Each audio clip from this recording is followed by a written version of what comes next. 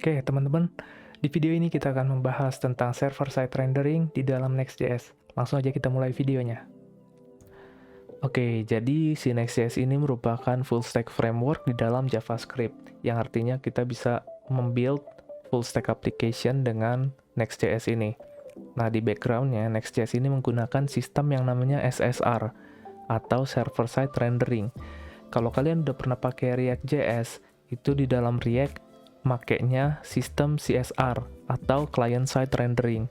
Nah, si Next.js ini selain menonjol dengan fitur SSR-nya, dia juga punya kapabilitas sebetulnya untuk membuat CSR atau client side rendering seperti di React biasa.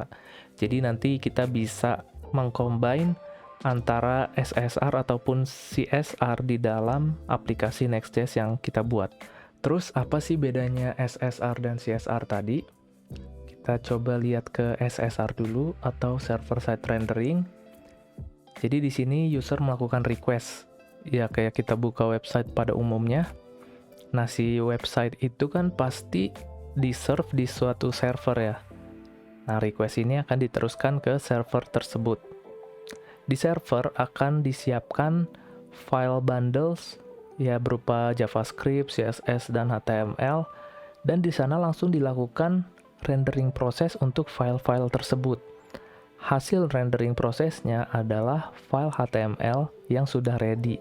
Jadi yang dikirim ke user nih hanya file HTML ini aja nih, yang mana udah siap ditampilkan langsung di browsernya si user yang melakukan request tadi. Nah, untuk client side rendering, dia agak berbeda. Untuk bagian user request-nya tentunya sama ya. Ya, kita buka website kayak biasa. Terus, request akan diteruskan ke server.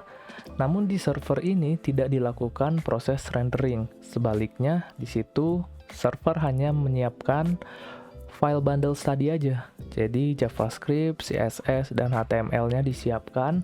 Terus dia kirimkan secara langsung file-file tersebut ke si user atau ke browsernya si user. Nah, di browser inilah nantinya akan dilakukan proses rendering.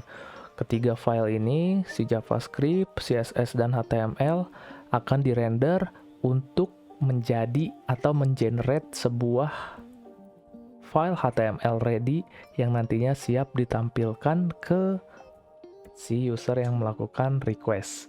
Jadi perbedaannya ya itu tadi, kalau server side dia prosesnya dilakukan di server, kalau client side dia dilakukan di browsernya si user. Oke, sekarang kalian sudah tahu perbedaan antara SSR dan juga CSR. Terus kenapa kita harus menggunakan SSR? Biasanya masalah utama dari native React App itu adalah di performa SEO-nya yang kurang bagus, atau Search Engine Optimization. Nah, kita bisa menggunakan SSR ini untuk mengatasi hal tersebut. Tapi tenang aja, nantinya sebetulnya di Next.js kita bisa menggunakan keduanya. Kita bisa pakai SSR dan juga CSR. Karena memang CSR itu kan penting untuk membuat SPA atau Single Page Application, yang mana merupakan poin penting dari React.js. Untuk simulasinya, biar enak kita langsung lihat aja ke aplikasi React.js-nya. Di sini gue udah nyiapin sebuah simple app untuk React.js. Jadi kita bisa langsung running untuk servernya. npm start. Kita tunggu beberapa detik. Oke. Nah, di sini sudah jalan aplikasinya. Di sini kan kita bisa lihat nih ada tulisan edit src app.js and save to reload. Tapi ketika kita view page source-nya, nah di sini nggak ada tulisan apa-apa nih. Kita nggak bisa nemuin si kata-kata ini, misalnya save to reload. Kita nggak bisa nemuin di sini. Tuh nggak ada. Nah inilah yang dibilang bahwa di SEO atau performa SEO sebuah React App itu jelek. Karena emang nantinya si React App ini menggunakan yang namanya CSR tadi atau client side rendering. Di browser dilakukan rendering elemen-elemen ini.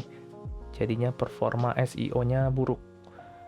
Kita nggak bisa ngelihat teks ini, padahal kan cara kerja SEO itu, atau apa ya namanya, kalau engine untuk menentukan performa SEO website itu, kalau nggak salah engine crawler ya, lupa gue namanya, pokoknya itulah.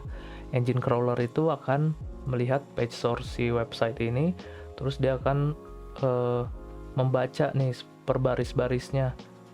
Nah, kalau di sini nggak ada konten si website kita kayak gini, maka dia nggak akan bagus kan dibaca oleh engine crawlernya. Makanya performa SEO-nya buruk. Sedangkan untuk project Next.js yang sudah kita buat sebelumnya, misalnya kita running nih, npm run dev. Kita tunggu. Nah, dia udah muncul nih, kita coba klik. Oke, nah ini project pertama dengan Next.js. Misalnya kita inspect atau view page source. Nah, di sini kita bisa lihat nih, di sini ada tulisan tadi. Mana dia? Project pertama dengan Next.js. Nah, nanti si web crawler ini akan membaca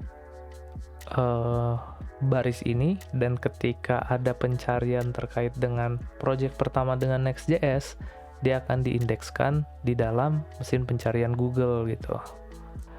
Makanya dengan SSR atau server side rendering, performa SEO itu lebih bagus. Oke, untuk materi SSR cukup sekian. Kita akan bertemu lagi di materi selanjutnya. See you in the next video.